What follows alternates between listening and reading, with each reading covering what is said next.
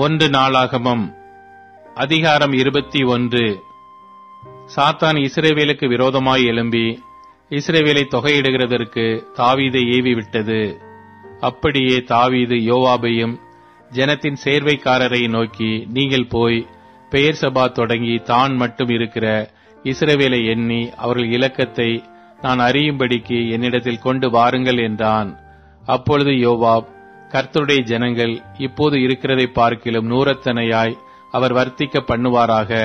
ஆனாலும் ராஜாவாகிய என் ஆண்டவனே, அவர்கள் எல்லாரும் என் ஆண்டவனின் சேவகர் அல்லவா? என் ஆண்டவன் இதை விசாரிப்பானேன்? இஸ்ரவேலின் மேல் குற்றமுண்டாக இது நடக்க வேண்டியது என்ன என்றான். யோவாப் அப்படி சொல்லியும் ராஜாவின் வார்த்தை மேலிட்டபடியினால் யோவாப் புறப்பட்டு இஸ்ரவேல் எங்கும் சுற்றித் திரிந்து எருசலேமுக்கு வந்து ஜனத்தை இலக்கம் பார்த்து தொகையை தாவீதிடத்தில் கொடுத்தான். இஸ்ரவேலில் எல்லாம் பட்டயம் உருவத்தக்கவர்கள் 11,00,000 பேரும், யூதாவில் பட்டயம் உருவத்தக்கவர்கள் 4,70,000 பேரும் இருந்தார்கள். ஆனாலும் ராஜாவின் வார்த்தை யோவாபுக்கு அருவருப்பாய் இருந்தபடியினால் லேவி பென்யமீன் கோத்திரங்களில் உள்ளவர்களை அவர்களுடைய இலக்கத்திற்குட்பட எண்ணாதே போனான். இந்த காரியம் தேவனுடைய பார்வைக்கு ஆகாதது ஆனபடியினால் அவர் இஸ்ரவேலை வாதித்தார். தாவீது தேவனை நோக்கி, நான் இந்த காரியத்தை செய்ததினால் மிகவும் பாவம் செய்தேன். இப்போதும் உம்முடைய அடியேனின் அக்கிரமத்தை நீக்கிவிடும், வெகு புத்தியீனமாய் செய்தேன் என்றான். அப்பொழுது கர்த்தர் தாவீதின் ஞான திருஷ்டிக்காரனாகிய காத்துடனே பேசி, நீ தாவீதினிடத்தில் போய் 3 காரியங்களை உனக்கு முன்பாக வைக்கிறேன். அவைகளில் ஒரு காரியத்தை தெரிந்து கொள், அதை நான் உனக்கு செய்வேன் என்று கர்த்தர் உரைக்கிறார் என்று சொல் என்றார்.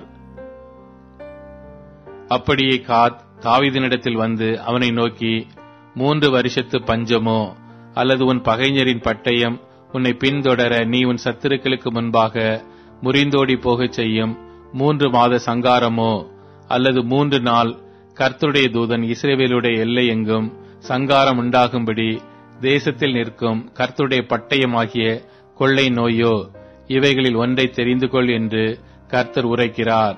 இப்போதும் என்னை அனுப்பினவருக்கு நான் என்ன மறு உத்தரவு கொண்டு போக வேண்டும் என்பதை யோசித்து பாரும் என்றான்.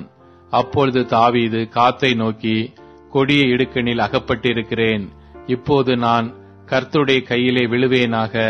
அவருடைய இரக்கங்கள் மகா பெரியது, மனுஷர் கையிலே விழாதிருப்பேனாக என்றான். ஆகையால் கர்த்தர் இஸ்ரவேலிலே கொள்ளை நோயை வரப்பண்ணினார்.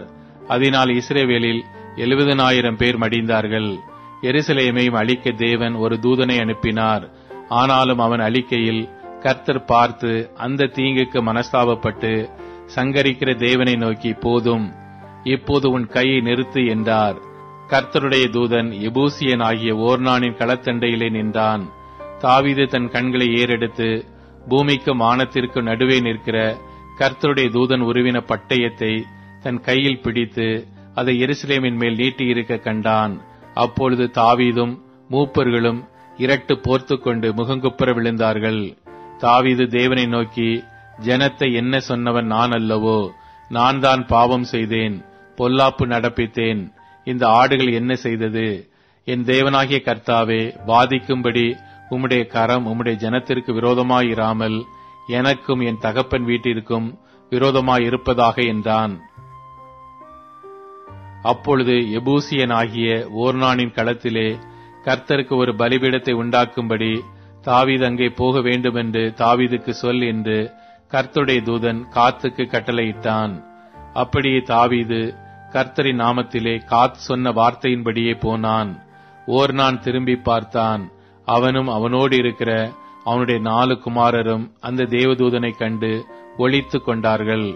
ஓர்னான் போரடித்துக் கொண்டிருந்தான். தாவீது ஓர்னான் இடத்தில் வந்தபோது ஓர்னான் கவனித்து தாவீதை பார்த்து அவன் களத்திலிருந்து புறப்பட்டு வந்து தரை மட்டும் குனிந்து தாவீதை வணங்கினான். அப்பொழுது தாவீது ஓர்னானை நோக்கி, இந்த களத்தின் நிலத்திலே நான் கர்த்தருக்கு ஒரு பலிபீடத்தை கட்டும்படிக்கு அதை எனக்கு கொடு. வாதை ஜனத்தை விட்டு நிறுத்தப்பட எனக்கு அதை பெரும் விலைக்கு கொடு என்றான்.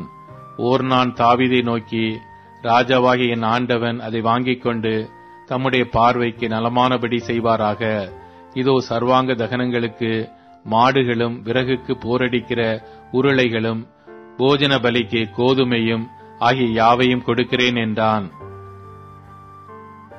அதற்கு தாவீது ராஜா ஓர்னானை நோக்கி, அப்படியல்ல, நான் உன்னுடையதை இலவசமாய் வாங்கி கர்த்தருக்கு சர்வாங்க தகனத்தை பலியிடாமல் அதை பெரும் விலைக்கே வாங்குவேன் என்று சொல்லி தாவீது அந்த நிலத்திற்கு 600 சேக்கல் நிறை பொன்னை ஓர்னானுக்கு கொடுத்து அங்கே கர்த்தருக்கு ஒரு பலிபீடத்தை கட்டி சர்வாங்க தகன பலிகளையும் சமாதான பலிகளையும் செலுத்தி கர்த்தரை நோக்கி விண்ணப்பம் பண்ணினான்.